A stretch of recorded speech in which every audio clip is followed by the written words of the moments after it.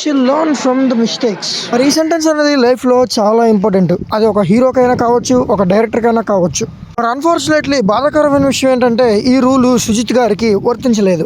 సుజిత్ గారి last film Saaho 6 years ముందు release అయింది. అండ్ మనందరికి తెలిసిందే సాహో అప్పుడులో అసలు పర్ఫామ్ చేయలేదు తెలుగు స్టేట్స్ లో. మరి ఇప్పుడు దాన్ని అండర్ రేటెడ్ అని చెప్పి సోషల్ మీడియాలో గట్టిగా రుద్దేస్తున్నారు. మీరు ఏమనుకున్నా సరే సాహోని అండర్ రేటెడ్ అని చెప్పి చాలా గట్టిగా రుద్దేశారు. మరి ఎందుకు ఇప్పుడు ఇలా అంటున్నాం అంటే సాహోనే రన్ రాజర్ అని ఒక free make. Personally run Roger అని అయితే నాకు చాలా బాగా నచ్చింది. ఎంటర్టైన్ బాగా చేసింది రామ్ కామ్ టైప్ లో. దాన్నే తీసుకొచ్చి సాహోలో పెట్టారు. సాహోని స్క్రీన్ ప్లే నాన్ లీనియర్ గా తీసుకెళ్ళినా ఆ నాన్ లీనియర్ గా తీసుకెళ్ళడం వల్ల జనానికి అర్థం కాలేదు. అండ్ అర్థమైన వాళ్ళకి అందులో బొక్కలు అదే ప్లాట్ హోల్స్ అయితే కనిపించాయి.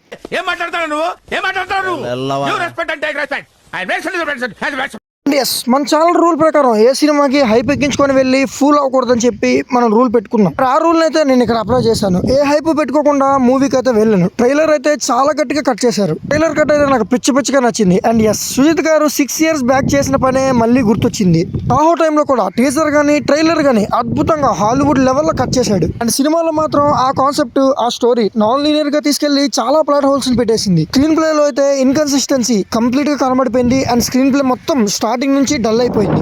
ఓజీకైనా అలాంటి మిస్టేక్స్ ని చేయకుండా ఆ మిస్టేక్స్ ని తెలుసుకుని ఇంప్రూవ్ చేస్తాడని నేను అనుకున్నాను. కానీ ఇక్కడ కూడా అదే చేశాడు.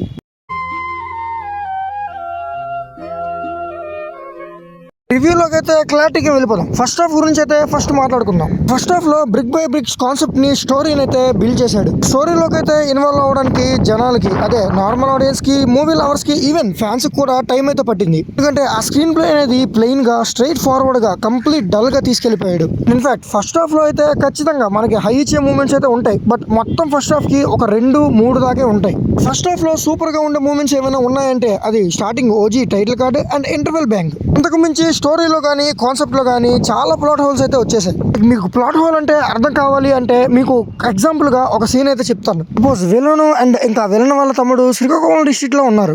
విలన్ వాళ్ళ తమ్ముడికి ఒక టార్గెట్ అయితే ఇచ్చాడు ఫినిష్ చేయమని. మరి ఆ డిస్ట్రిక్ట్ లోనే విలన్ వాళ్ళ తమ్ముడు టార్గెట్ ని అయితే రీచ్ అవ్వడానికి వెళ్తాడు. మరి అలా ఆ టార్గెట్ ని రీచ్ అవ్వక ముందే హీరో అదే డిస్ట్రిక్ట్ లో ఉన్న హీరో విలన్ తమ్ముడిని లేపేసే గ్యాప్ లో విలన్ అయితే శ్రీకాకుళం డిస్ట్రిక్ట్ నుంచి విశాఖపట్నం డిస్ట్రిక్ట్ వచ్చేసి వార్నింగ్లు ఇచ్చేయడం, ఇల్లు తగలబెట్టేయడం అలాంటివి చేసి హీరో నుంచి వచ్చిన ఫోన్ కాల్ ని విలన్ అయితే లేపుతాడు అనమాట. ఎగ్జాక్ట్ గా దీన్నే ప్లాట్ హోల్ అంటాం అనమాట. అక్కడ టైం ఒకలా రన్ అవుతుంది, ఇక్కడ టైం ఇంకోలా రన్ అవుతుంది. మరి అక్కడ 1 hour అయ్యేటప్పటికి ఇక్కడ 4 to 5 hours టైం అయితే అయిపోయింది ఈజీగా. మరి బహుశా సుజిత్ గారు ఇంటర్స్టెల్లార్ ట్రావెల్ గురించి మాట్లాడుతున్నాడేమో. అండ్ ఒక గట్టి బీభత్సమైన fan stuff and fan stuff కాదు న్యూట్రల్ ఆడియన్స్ కూడా హై గూస్ బంప్స్ ఇచ్చే సీన్ అయితే ఒకటి పడిపోయింది. మరి అలా అంత సీన్ పడిన తర్వాత ఖచ్చితంగా ఇంటర్వెల్ అయితే ఇవ్వాలి. ఇంటర్వెల్ ఇచ్చారు. మరి ఇంటర్వెల్ ముందు అంత హై మూమెంట్ చూసిన తర్వాత ఇంటర్వెల్ తర్వాత ఖచ్చితంగా ఎవడైనా సరే ఎక్స్పెక్ట్ చేస్తాడు గట్టిగా. మరి ఆ ఎక్స్పెక్టేషన్ కి ఖచ్చితంగా ఆపోజిట్ జరిగింది. మరి సెకండ్ హాఫ్ మొత్తం ఫ్యాన్ స్టఫ్ తో నింపేశాడు.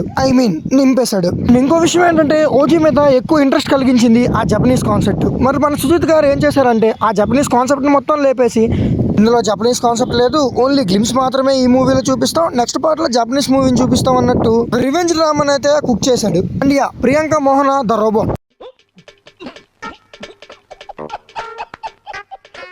ఏడుస్తుందో, బాధపడుతుందో, కన్ఫ్యూజ్ అవుతుందో, కంక్లూజన్ ఇస్తుందో ఏమీ అర్థం కాలేదు. ఇన్ఫాక్ట్ ఆమె ఫిలిం లో ఎందుకు పెట్టాడో కూడా అర్థం కాలేదు. అది వేరే విషయం అనుకోండి. మరి నన్ను ఇంప్రెస్ చేసిన క్యారెక్టర్ అయితే ఓమి కోసం నేను మూవీకి అయితే వెళ్ళాను. ఇమ్రాన్ హాష్మి గారిని టీజర్ లో ట్రైలర్ లో అంత స్ట్రాంగ్ గా చూపించాడు. మూవీలో అయితే అసలు అలా కనపడలేదు. సుజిత్ గారితో ఇదే ప్రాబ్లం అనమాట. ట్రైలర్ టీజర్ కట్ అనేవి లెజెండరీ కట్ లా ఉంటాయి. మరి మూవీ చూసాకే అసలు బొక్కలు అనేవి బయటపడతాయి. అండ్ బీజిఎం విషయానికి వచ్చేస్తే తమన్ బాయ్ గట్టి డ్యూటీ చేశాడు. మరి అంత డ్యూటీ చేసిన తర్వాత క్లైమాక్స్ లో ఆ బీజిఎం ని వాడాలి కదా, వాడలేదు. మరి అర్జున్ రాజ్ గారిని కూడా అసలు టిష్యూ పేపర్ లా కన్నా దారుణంగా ట్రీట్ చేశారు. అస్సలు యూజ్ చేసుకోలేదు. ఆ స్టోరీ అయితే స్క్రీన్ మీద రన్ అయ్యే కొద్దీ ఇంచ్ బై ఇంచ్ పడిపోతూనే వచ్చింది. దాని వల్ల ఈవెన్ గట్టిగా ఇచ్చిన ఎలివేషన్ కూడా డల్ గానే అనిపిస్తుంది ఆడియన్స్ కి. సెకండ్ హాఫ్ అంతా కంప్లీట్ ఫ్యాన్ స్టఫ్ కానీ ఒక క్లియర్ పాయింట్ కానీ ఒక బ్లాక్ బస్టర్ యాక్షన్ సీక్వెన్స్ సాహోలో ఉన్నట్టు బ్లాక్ బస్టర్ యాక్షన్ సీక్వెన్స్ కూడా లేదు.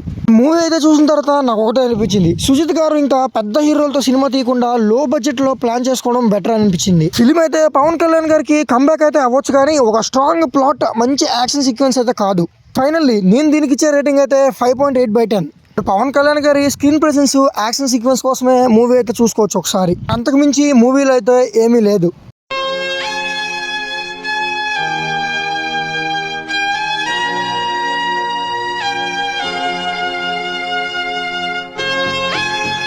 ఈరోజు వీడియోకి అయితే ఇంతే. వీడియోకి లైక్ చేసేయండి, ఛానల్ సబ్స్క్రైబ్ చేసేయండి, మీ ఫ్రెండ్స్ అండ్ ఫ్యామిలీకి అయితే షేర్ చేసేయండి. కొత్త రివ్యూతో మళ్ళీ కలుద్దాం. Thanks for watching.